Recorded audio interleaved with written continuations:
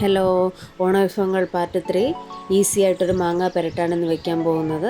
അപ്പോൾ വളരെ എളുപ്പത്തിൽ ഉണ്ടാക്കാവുന്ന ഒരു മാങ്ങാ പെരട്ടാണ്. അപ്പോൾ മാങ്ങ നന്നായിട്ട് കഴുകി അതിനുശേഷം വെള്ളമൊട്ടുമില്ലാണ്ട് നന്നായിട്ട് തുടച്ചെടുത്ത ശേഷം അതിന് അച്ചാറിൻ്റെ രീതിയിൽ നമുക്കൊന്ന് കട്ട് ചെയ്തെടുക്കാം.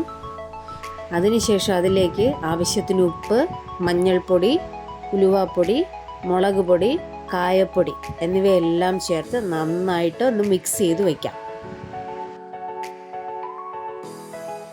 ഇപ്പോൾ നമ്മുടെ മുളക് പൊടി കാശ്മീരി മുളക് പൊടിയൊക്കെയാണ് യൂസ് ചെയ്യുന്നതെങ്കിൽ നല്ലോണം നിറം കിട്ടും. ഇപ്പോൾ എരിവ് കുറവായിരിക്കും. ഇപ്പോൾ മുളക് പൊടി നിങ്ങൾക്ക് ആവശ്യത്തിന് ചേർക്കാവുന്നതാണ്.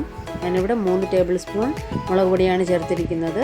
അതിനുശേഷം നന്നായിട്ട് മിക്സ് ചെയ്ത ശേഷം കായപ്പൊടിയും കൂടെ ചേർത്ത് നന്നായിട്ടൊന്ന് മിക്സ് ചെയ്ത് മിക്സിങ് എല്ലാം കഴിഞ്ഞു. പിന്നെ അതിലേക്ക് നമുക്ക് കടുക് വറുത്ത് ചേർക്കാം.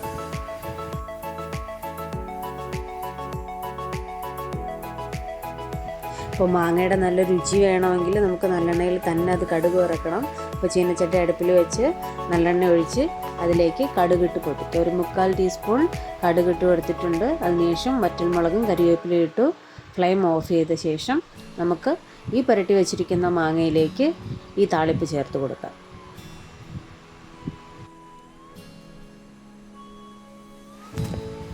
അപ്പോൾ ഈ സമയം നമ്മുടെ മാതള നാരങ്ങ അപ്പുറത്ത് നിന്ന് റെഡിയായി വരുന്നുണ്ട്.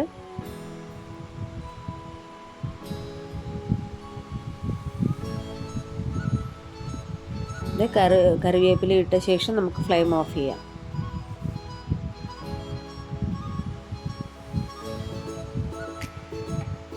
പണി കഴിഞ്ഞു. നമ്മുടെ ഈസി ആയിട്ടുള്ള മാങ്ങാ പെരട്ടിന് ഇത്രയേ ഉള്ളൂ പണി. ഇതിനെ ഇനി നമ്മൾ മിക്സ് ചെയ്ത് വെച്ചിരിക്കുന്ന ആ പെരട്ടിലേക്ക് ചേർക്കാം. താളിപ്പെല്ലാം അതിൽ ചേർത്ത ശേഷം നന്നായിട്ട് തിരുമ്മി നല്ലോണം മിക്സ് ചെയ്തെടുത്താൽ നമ്മുടെ ഈസി ആയിട്ടുള്ള മാങ്ങാ പെരട്ട് റെഡിയായി. അപ്പോൾ അധികം പണികളൊന്നുമില്ല.